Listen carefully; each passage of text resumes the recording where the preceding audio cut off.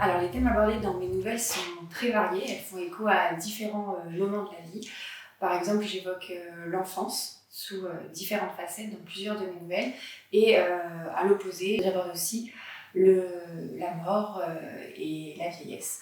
Le lecteur va aussi passer par des thèmes comme l'amour, la trahison, l'espoir, donc voilà, c'est des thèmes très variés qui font écho à tous les moments qu'on peut rencontrer dans notre vie.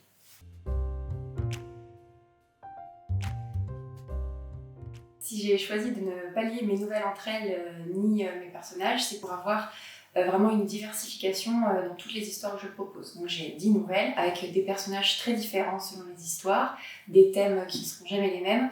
Mon recueil se lit assez vite, donc le but c'est que le lecteur ne s'ennuie pas, qu'il ait envie de découvrir des univers différents à chaque page, et je voulais vraiment éviter un phénomène de redondance ou de déjà-vu.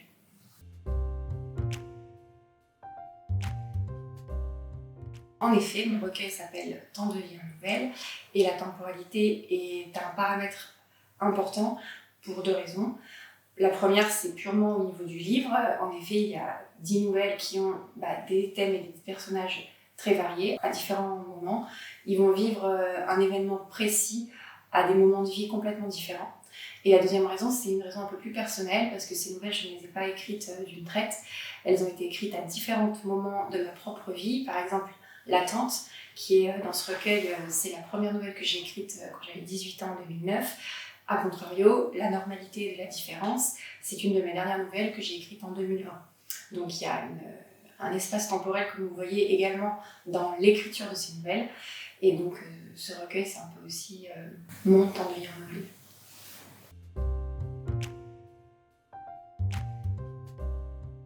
Le fait d'avoir remporté ce prix littéraire, ça m'a en effet confortée dans ma vocation, mais surtout dans ma prise de confiance dans mon travail.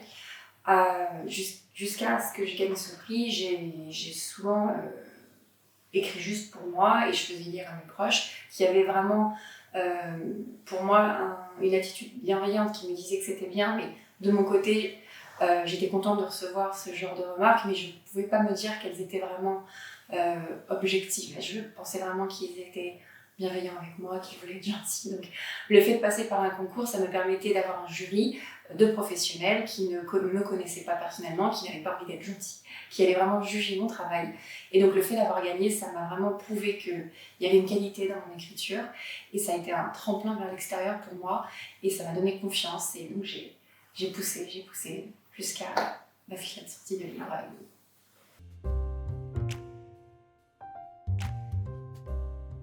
J'affectionne beaucoup les thèmes des nouvelles, j'en ai 31 à mon actif et seulement 10 qui sont publiés dans le livre. Mais j'ai aussi un roman que je suis en train d'écrire. Donc le roman, je l'ai même commencé avant de me mettre aux nouvelles. C'est une histoire que j'ai dans la tête depuis mon adolescente. Je sais exactement ce qui se passe, j'ai les fils directeurs, j'ai mes personnages, j'ai ma fin. J'ai réussi à écrire 70 pages sur mon ordinateur déjà. Il ne me reste plus que le temps pour écrire la suite.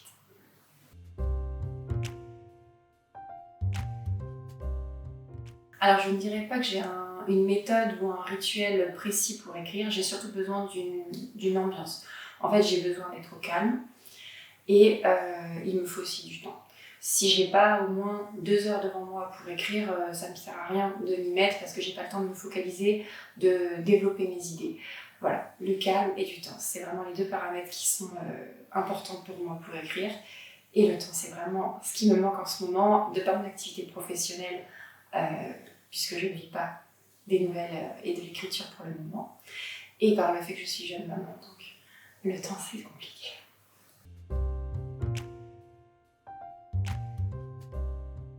Alors je suis très heureuse d'avoir collaboré avec les éditions Baudelaire. J'ai beaucoup apprécié l'accueil et aussi l'écoute en fait des différentes équipes. Que ce soit du service fabrication avec la mise en page, le graphisme. On a trouvé la couverture vraiment assez rapidement avec le graphisme. L'équipe communication aussi, j'ai été très heureuse de leur réactivité, leur écoute, de leurs conseils. Pour tout ça, je pense qu'on va pouvoir aller beaucoup plus loin avec le livre.